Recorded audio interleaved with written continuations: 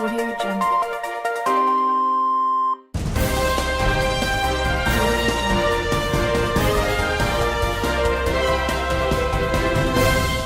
Welcome to the Nakuru TV News Roundup on Saturday the 10th of March 2018. This is Alice Ashimureti.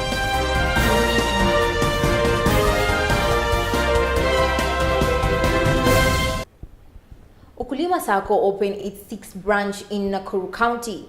The Sacco opened the branch at the Kenya Farmers Association building on Friday during an event graced by the Nakuru Governor Lee Kenyajui. The governor noted that the future of the county was in local investors who would benefit from the credit facilities by Saccos. Kenyajui, who was accompanied by County Executive Committee member for Trade and Cooperatives Peter Ketienya and his agricultural counterpart Immaculate Njuthe, said Nakuru was agriculturally rich and had a promising future for ukulima. So in terms of agricultural potential, we are very huge. And therefore, as we look at this to come, the county has already aligned its agenda to suit the 4 agenda as stipulated by government. And at the base of all these 4, that is housing, affordable healthcare, universal, and food security, the issue of access to finance is very critical. If the government is going to facilitate the development of the 1 million houses by the private sector, finally those houses will have to be absorbed by ordinary wananchi. These wananchi will not have the money and will require a mobilizing vehicle such as the cooperative movement to be able to absorb them.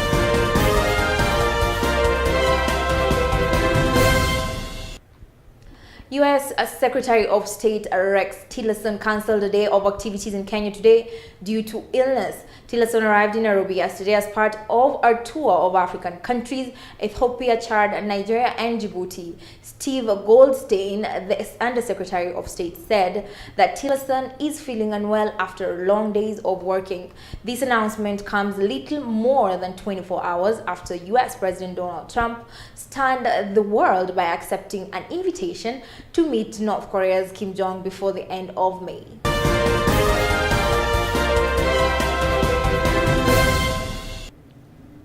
Ford Kenya leader and NASA co-principal Moses Wetangula says himself and his colleagues from the opposition will seek an explanation from Raila Odinga as to why he chose to meet President Uhuru Kenyatta without consulting them.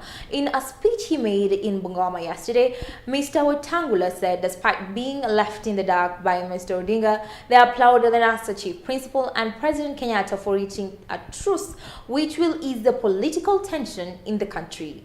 In other news, a National Super Alliance co-principal Musalia Mudavadi today dismissed the truce reached by President Uhuru Kenyatta and NASA Raila Odinga, terming it as a concerted and selfish agreement between 2 individuals. Speaking during a press address in Mombasa, Mudavadi said that the agreement between President Kenyatta and Mr. Odinga was neither reflective of the wishes of NASA coalition nor in the interest of all Kenyans. Is where were the other 3 NASA co-principals? The answer is we were neither aware, briefed, consulted, nor invited. This leads to the second question. Was the meeting a culmination of the dialogue NASA has been agitating for? The answer is no. There may be a semblance of issues dear to NASA that relate to electoral justice and governance. But that is all. NASA advocates for an all-inclusive national dialogue on the well-being of all Kenyans and not a deal between 2 people. For the record, and on the basis of the statement released, I can therefore categorically state that the meeting was between 2 individuals. It does not bear the imprint of NASA Summit as it ought to be.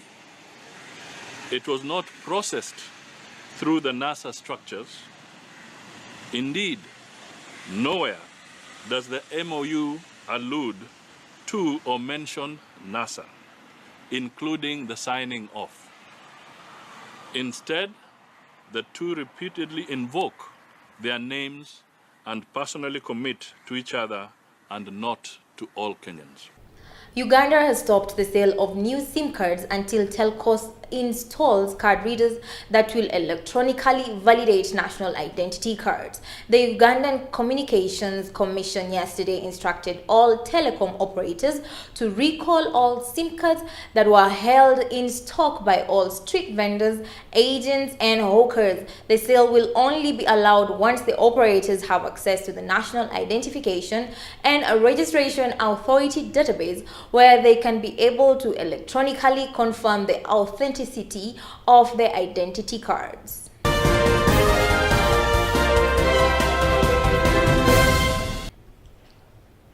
The US-based Carter Center has made several recommendations on improving the electoral process in Kenya following last year's exercise that created a rift among Kenyans.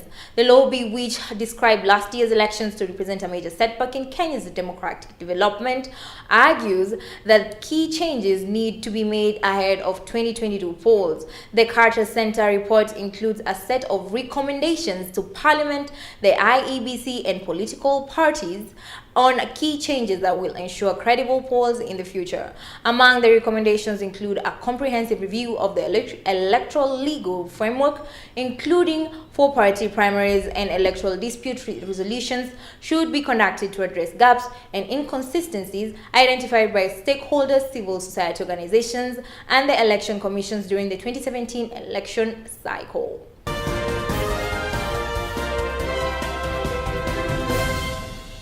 Thank you for watching the Nakuru TV News Roundup. Have a good night.